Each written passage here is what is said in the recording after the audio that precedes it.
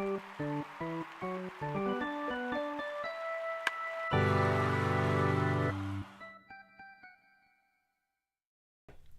Mother. This is Half Mental, the show that's 90% baseball and the other half mental. I am Cody Bellinger. And I'm Bryce Harper. Of course you are. Cheers. Cheers. Baseball's back. Baseball's back.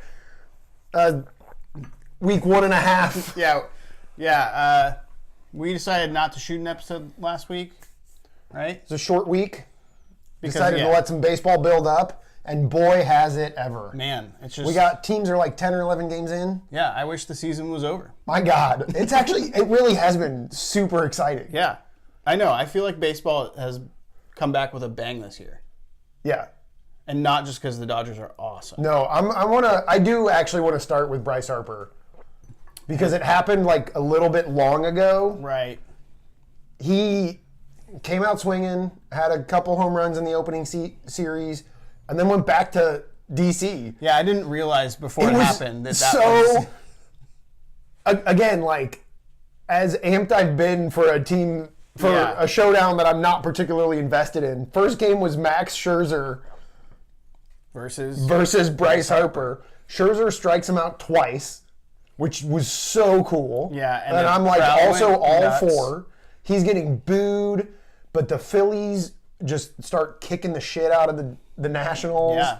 And like the Nats fans leave, and there's like a few thousand Philly fans there, and they're all going crazy for Bryce. And Bryce ends up hitting huge home runs. Yeah, he's bowing to the crowd. Hits a home run, does a crazy bat flip. Oh, goes out to right field and like pumps the crowd up. It was awesome. And the Phillies are really good. The Phillies are really good. He also wrote like this love letter to DC. I don't know if you saw that. Yeah. On like Instagram or something the night before. Yes. And they still booed him, which I don't know. I don't know where I fall on that. I would not boo Bryce Harper. I mean, okay. If you obviously I love Bryce Harper. But if you were like a DC... Yeah, I don't know. I remember like half-heartedly booing Edgar Renteria when he came back with the Red Sox after he left the Cardinals. Mm-hmm. Which was really one of the only like free agents that left like that. What about... But like Albert Pujols will not get booed in Busch Stadium this year. He's returning to Busch this year, actually, which we'll talk about when it happens, obviously. Yeah, but so much time has passed. Right. No, I know, it's different. Yeah. He would have if it was the next, if it was the immediate year. I don't know, it's tough. Yeah. I think with this one, it's fair because... He also spent 7 years there, though. Yeah. I think it's fair because he had a comparable offer on the table. So it's kind of like he was like, I'm not saying... Yeah. I don't know where I fall because, like you said, like I think the striking out and the huge ovation it was all awesome. All of it was amazing. And then his home run and the bat flip was like, oh, God, that is so awesome. The guy just continued, like, everything he does is just storybook. Yeah. It's unreal. So, Phillies have come out strong. Okay, so it's going to I don't even know how to... I feel like we should do plays of the week and then power rankings. Is that crazy? Wait, shouldn't we talk about like what's gone on a little bit? I guess so. There was a funny scuffle today. Like it only took Yasiel Puig 9 or 10 games before he got a couple swings in. It's this new team. Our favorite topic, which is pitchers getting their feelings hurt when people hit home runs off of them. Right. And what's this guy's name? Is it Dylan Dietrich? What's his first name? Something like that. Something like that. I'm sure the kind commentary let us know. But Dietrich's right. It's definitely Dietrich. For the Reds, hit a ball off of Archer, again, into a river. Right. I don't care what stadium or where you're playing. If you hit a ball into a river, it's really far away. Yeah, as long as there's not like a lazy river for children like that's within the stadium. Yeah, it's not like the Arizona swimming pool, right? Right. That trash swimming pool out. I can't believe we got rid of the Marlins sculpture and didn't get rid of the Diamondbacks swimming pool. That's a good point. Oof. I love the Marlins sculpture, actually, but... and Archer just gets his feelings hurt. He hit it, and... He did pimp the hell out of it. Oh, my God. I don't think I've ever seen this reaction before. Didn't he do the, set down and just, it wasn't even a bat flip. He took a swing and just, yeah. He just stood there. And Archer did this thing where he started to spaz out, because he's mad at himself. But then he looked up. In the replay, you can see him spaz out and then just immediately look at Dietrich. And then he threw a ball behind him. Archer's always an emotional guy. He hit another ball into the river, maybe further, in that same game. Oh, both of them went to the river? Yeah. Yeah, let that dude do whatever he wants. Yeah, and he's Votto's temporary replacement. He has purchased Chris Archer's pride for the day. Like, it's just, it's okay. Yeah. A huge thing that feels like a really long time ago now, because it was. Scherzer Degrom, opening day. Oh, yeah. I mean, that was another 10-plus Ks for both starting pitchers. The first time that's, I think, ever happened. Yeah. And consecutive Cy Young winners facing off against each other. Scherzer threw like 115 pitches or something crazy. Yeah, they had a point where they should have pinch hit for him when he was at like 102 pitches, and they did. Yeah, and they didn't do it. That was crazy. And they lost the game. Yeah, Scherzer's. I think he may have pitched today, so I think Scherzer's winless. I don't know if he pitched today. Oh, while we're talking about national pitchers, we should talk about Trevor Rosenthal, who has yet to retire a batter.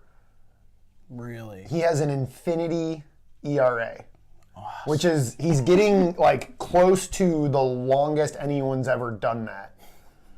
And I'm not even sure, I don't know how many earned runs he's given up. But yeah, he has like walked guys and hit guys and given up hits and not recorded an out. Dang, that's brutal. And he pitched today and again didn't get an out. So the Dodgers have kind of had that with Joe Kelly. Joe Kelly's like really Kelly's struggling. been real bad. And I'm sure he has gotten outs, but yes. Yeah, I'm hoping he'll figure it out. I'm sure he will. He will. He's a useful guy. This is a good time to get this out of his system. Yeah. But the two losses we have are like pretty much on him, which is crazy. Yeah. Cody Bellinger's off to like a crazy start. Yeah. Mike Trout is off to a crazy start. Well, he was kind of slow. He had like, but now he had like 3 slow games. Yeah, I think to start. But I just saw this. So he's 42 plate appearances into his season. Mm-hmm. And compared to his first, 7 seasons, he's hitting with more power and less strikeouts than he ever has. Whoa. His home run, he's got 6 home runs, I think. I think it's just 4. Is it 4? Yeah, but they all have. Then they're all in the last 3 games. Yeah. Okay. But he's striking out at he struck out like once or something, I think. Yeah. His most recent one was a grand slam. That was like 540 feet, I think. No, that's not right. Whatever. It went a long way. Yeah, if you hit a ball on the moon, then you can do whatever you want. Sorry, I promise it's not all Dodgers, but Cody Bellinger, I read this stat, and man, I wish I wasn't using my phone to record this episode. Sorry, guys. But yeah, this year it took him 16 at-bats to do the same. And he's had a grand slam. He had a grand slam off of Bumgarner. He's doing great. A couple Dodgers are locked in right now. Yeah. Yeah, I mean, your lineup up and down is. Yeah. I'm actually not going to talk that much about the Cardinals because we're like 500 and sort of just fine and whatever. Mm-hmm. But it is Jordan Hicks' time. Oh, yeah. He is good, man. He is going to be one of the best relievers in baseball for a long time. Mm-hmm. I mean, his worst outcome is just a guy with crazy stuff. You know, like his best outcome is literal Hall of Fame reliever. Yeah. His worst is like just this guy with amazing stuff that maybe doesn't quite get it, but he is unreal. Yeah. His slider this year is killing people. Right. And like people are ending up on their knees at the end of his at-bats. And to have that to go along with 102 plus, potential 105 fastball. That's just not fair. And he's got this like cutter now that's like just a few miles slower than his four seam. It's wild. Yeah, he's impressive. How old is he? He's like 22 or something like that. He might be 23 this season, I guess. He's young. And his stuff's unreal. Some interesting starts that we're seeing here. Like the Red Sox look awful. Yeah, I mean, so there's significant stuff. The Red Sox are not going to, I mean, whatever, who knows, but the Red Sox sure do not look like legitimate challengers in the AL East. And you know who do? The Tampa Bay Rays. Yeah. The Rays look legit. The Sox, I mean, I know it's still so early, but these are games that are going to especially in that division. They're like 5.5 back right now. Yeah, in that division, it's going to matter. Yeah. Yeah, I mean, you can look at like... The AL Central. Right. The Twins are behind the Tigers. Whatever. That's going to sort itself... I'm sorry. Cleveland is behind the Tigers, I mean. Yeah. That's going to sort itself out. Right? Yeah, I can't get behind the Tigers start. No. I don't buy it. It's okay. Houston's behind Seattle. Seattle might be better than we thought, but Houston's probably still going to catch them. Seattle's 9-2. Seattle looks really good. Seattle's the only... Well, that's not true. The Tigers are the only start that I really just don't believe at all. Right. I think all the other ones are legit. I think the Cubs are a total wreck, and I love to hate on the Cubs. I know. I picked them to win just out of fear, but I feel like me having them second to last might have been generous. Joe Madden's going to lose his job. They had a game with 6 errors. Yeah. Did you see the highlights from that game? Hayward's letting balls roll through his legs in the outfield. Yeah, well, Ian Happ dropped a can of corn pop fly. They're a wreck. It's bad. It's awesome. You know what? Okay, so here's the thing. Again, I think we've covered this before. My athletic career does not exist, basically, right? But when you talk to the Cubs about what's wrong, they say yeah, we're trying to be too perfect. No, I don't think that's it, guys. Yeah. I don't know. That's not it. I don't think. I get that from a pitcher's perspective. I get that if you're aiming too much or whatever. But if you're missing balls, Rizzo had some really bad defensive plays. I think it's because you're not focused or you don't care that much. Right. And I don't know. He had this one where it was a grounder straight to him. He bobbled it. He should have just ate it. And then he tried to throw it, right? And he threw it into the stands. It was like a Chuck Knobloch throw. It was hilarious. I don't even think I could do what he did. He just flicked his wrist and it just went. I think the Cubs might be over. I did see, yeah. And Darvish had a terrible start. Yeah. They were kind of hanging their hats on his spring training being real. Yeah. I don't know. Last thing on that, I watched a little bit of the Brewers Cubs today. Yeah. And there was kind of a funny exchange between Counsell and Madden. It was in the 8th. Craig Counsell is the anti-Madden. I mean, It was in the 8th, and no one was on, and whoever was batting 8-hole for the Brewers came up. Yeah, I'm not sure that would be on They intentionally walk him with 2 outs, no one on. And that's because Hader was the next. He was in the game pitching. He was the next hitter. Oh.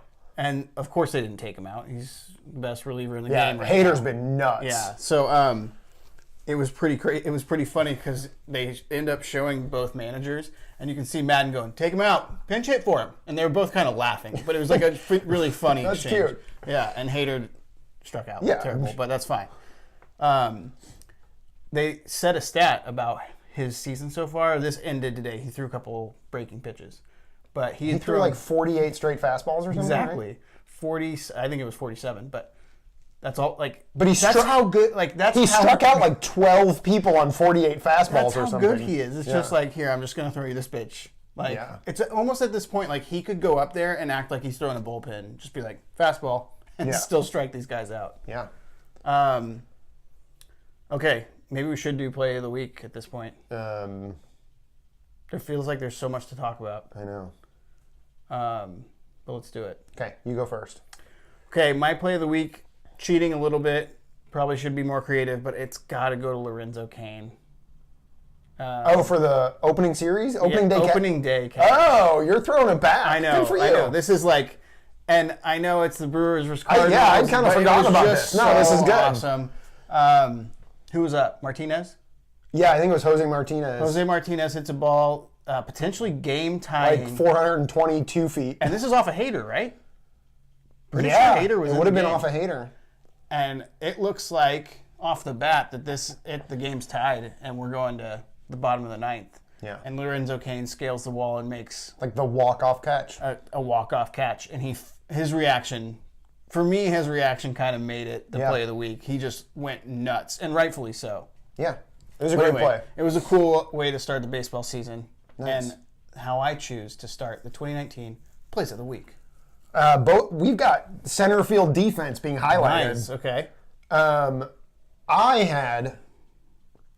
We highlighted this player a little bit last season. I had admittedly sort of forgotten about him.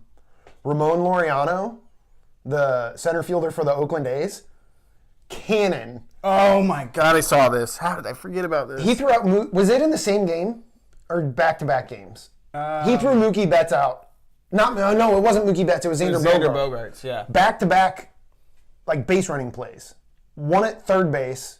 Oh, I saw the third base one only. And then he threw him out. I think the third base was the first one. And I think he threw him out at home, maybe? It was unreal. Yeah. And, like, He's crazy. Xander Bogaerts, I mean, I guess I could have looked up StatCast on this, but he's not a slow dude, He's got to right? be fast. Yeah. Right? Or at least, like, he's an average base runner. Yeah. He's not like Matt Carpenter out there. He's not. No, he's not Matt Adams Yeah. on the base paths. That's stereotyping. It was awesome. Yeah, that guy's nuts. I think I'm going to try showing highlights again, see what happens. Sure. That made me think of someone that I think we need to highlight maybe every episode this year, and that's Willens a Studio. Oh, God, yeah, we need our studio watch. Yeah. He has, hold on, amazing. Here's the He has studio. More home runs than strikeouts? Which is 4-3, by the way. Yeah. Through 100 plus career plate appearances. That's crazy. So here is the ranking of MLB players all time with more than 100 plate appearances. You know who leads in batting average? Williams Estudio. Yes. You know who's second? Ty Cobb. That's awesome. But Estudio when he took his 100th plate appearance, he was batting .368, Dang. which is really good. Yeah. And obviously, that's because he hasn't amassed more at-bats, right? Like, other people have had Right. starts as hot as this. But he's such a unique... It's wild. Yeah. I think he struck out once. Or did he walk? He did one of the things he does not do at all. He struck out or walked this week. But not a lot. I love that. Yeah. So yeah, I think we're seriously gonna Sure. have in a studio. Yeah, might as We'll well. think of some clever segment name, and I'll make a graphic. Welcome to the studio. Sure. Welcome to the studio. We'll workshop that. All right, power rankings. Who's first? I went first on plays of the week, but I think I'm more prepared for power rankings than you are. Get ready for Dan to be like, you have them at 5? Oh, you have them at 4? I'm going to go Yankees 5. Oh, wow, you have them at 5? So the Yankees have not gotten off to a great start, but at one point they had 11 of their original 25-man roster on the injured list. Yeah. So they were doing okay given their circumstances, Right. right? Gary Sanchez hit 3 home runs today. Yep, saw that. The Sanchez might be back, and that's going to make a big difference. Welcome to the Sanchez. So I'm going to keep them in the top 5 because Okay. I still think their talent's there. I think their losses are explainable. Right. You know, these guys are going to come back. Yeah. I'm going to put the Rays 4. Cool. The Rays are a legitimately good baseball team. Yeah. They had the Cy Young winner last year, and then he's back and he's pitching well. He had one bad start against the Astros. And then I'm going to go. I'm going to go Phillies. Again, the lineup is just too good. Yeah, it's really good. I mean, there are a couple of guys that were heart of the order the last few years are hitting 7 and 8 for them. And I think they can just drag their pitching right. through any issues that they will have. So 2 and 1. I'm going to put the Dodgers at 2. Okay. I think probably solely because of relief pitching at this point. Yeah. A mess. I'm going to put the Brewers at 1 right now.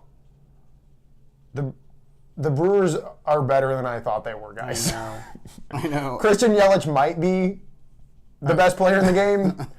I could have been wrong about that. Josh Hader can solve a lot of problems.